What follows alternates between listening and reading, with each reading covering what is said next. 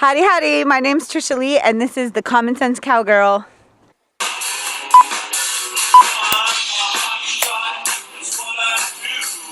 This story has been a bit of a roller coaster for me. Right off the beginning, I was kind of a little annoyed with these Standing Rock pipeline protesters because I myself am an environmentalist. I'm not an environmental activist, be real clear with that. I'm a capitalist, so I pretty much believe that all, if not most, problems can be solved by capitalism and business. But I am an environmentalist, and I super care about the environment, and I have for my whole life. Actually, a couple of years into operating the recycling company that I own that's been going since 2002. A few years into operating that, my mom reminded me that when I was a little girl, some of my friends and I created this Earth Club, and we actually went door to door in our neighborhood knocking on doors and like telling people about recycling papers and cans and stuff. And it was kind of funny because I totally had forgot doing that as a child, and now I own this recycling company. And I also started up a solar power company in 2011. So I tried to put my money where my mouth is as far as the environment is concerned. So when I saw this story, I was thoroughly disgusted. Called environmentalists leaving behind heaps of trash after protesting for a long time that Dakota Access Pipeline at Standing Rock in the Northern Plains. A massive cleanup effort now underway so the trash doesn't pollute the same river that the protesters say they were trying to save. Then I found this other video and thought, well, there's more to this than meets the eye. Check it out. You see that? That is here at the camps. You see what they're doing? This is a real one. Look, they're dumping all the trash right there in that pile. You see that?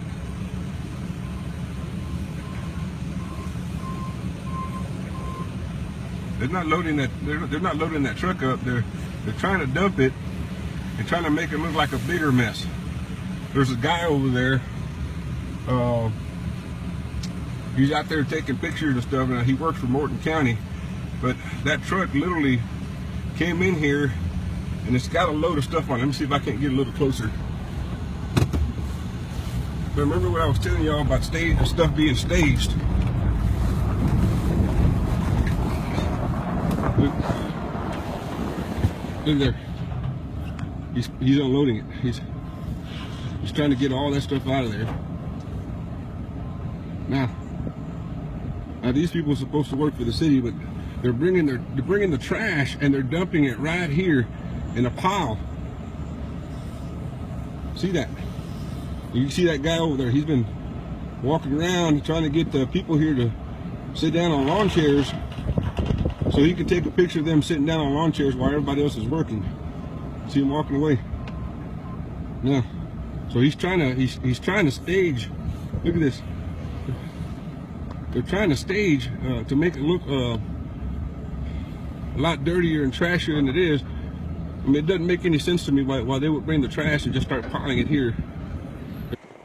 And then after listening to this gentleman, I realized, okay, now I see what's going on here. Here's another video that gives a fuller picture of what has actually occurred here. All the garbage that was left behind is now frozen into massive chunks of junk. In a month, all this trash could become toxic.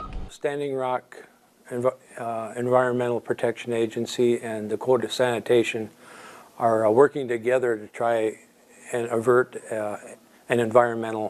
what could be an environmental tragedy. It's estimated it will take 250 trucks filled with litter like this to clear the camp. So there's a lot of work to be done.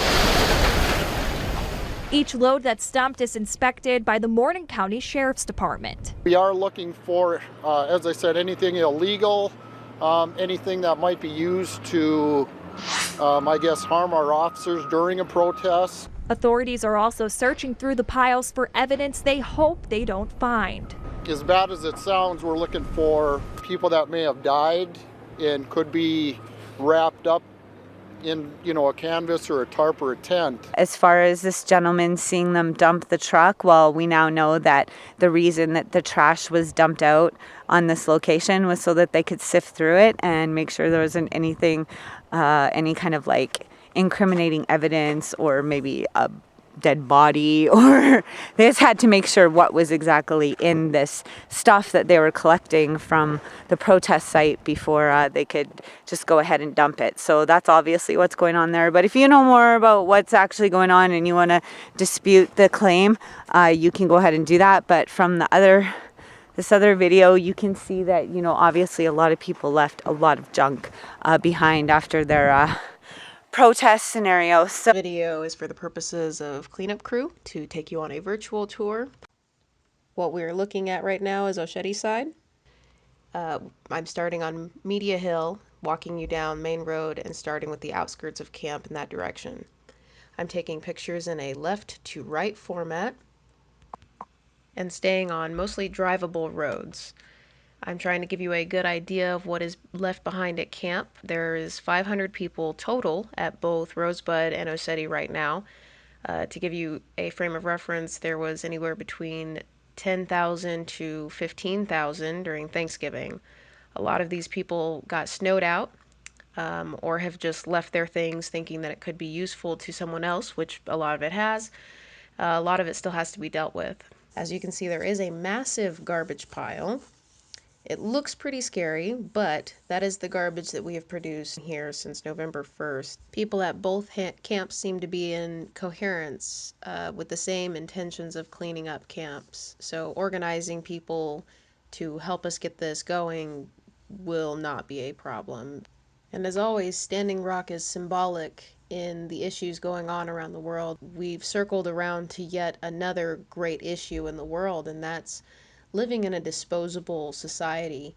We look around and we are blessed that we can see our garbage that we've created, whereas the rest of the world doesn't see it. It gets taken off somewhere and it's gone.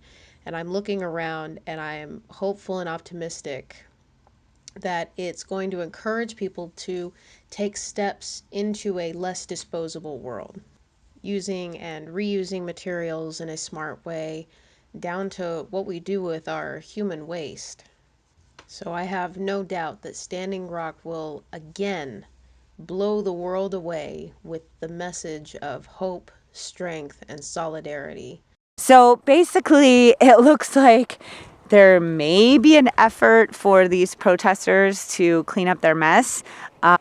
Because I'm a big environmentalist, I've actually studied this problem fairly thoroughly, and there's a lot more potential for spills and damage in more locations when we utilize trucks and trains for moving oil. The fact of the matter is that oil is a material that we have to transport in order to continue our modern standard of living.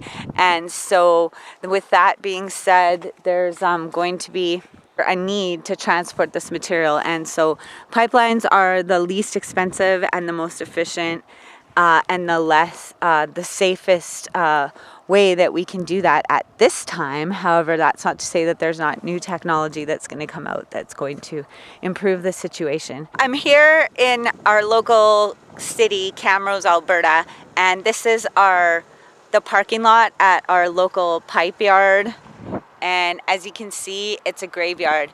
Now, for the majority of my life here in Camrose, this parking lot has been full of employee cars 3 times a day for shifts. The jobs that are provided here by the pipeline industry are high-paying, skilled worker positions. And for about 2 years now, this parking lot has been a graveyard.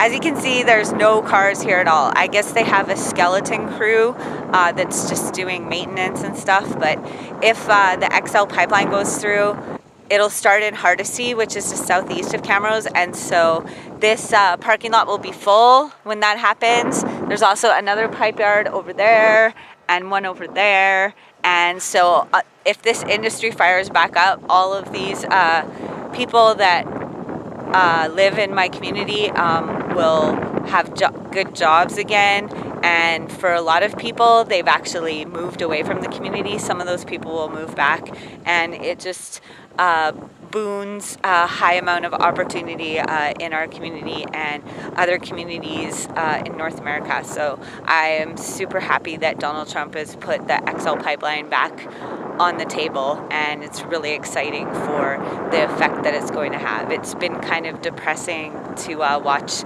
over the last 2 years people going on unemployment and then having to leave the community. Just a little video to kind of let you know that, you know, sometimes things aren't exactly what they seem. And at first I was outraged and I thought, oh, these hypocrites, these environmental hypocrites.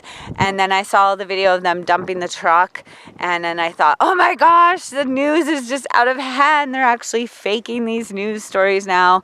But then I realized that no, there actually is a purpose for dumping this garbage out. They're not staging some kind of news thing.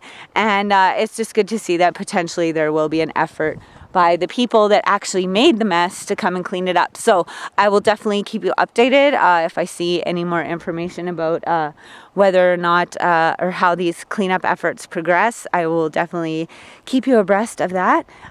So for now, I'll leave it at that. Before I go, I want everybody out there to know that I'm a firm believer that in this life, absolutely anybody can be, do, and have anything they want, or we can have everything we want, and I choose everything, and I hope you will too, because you can.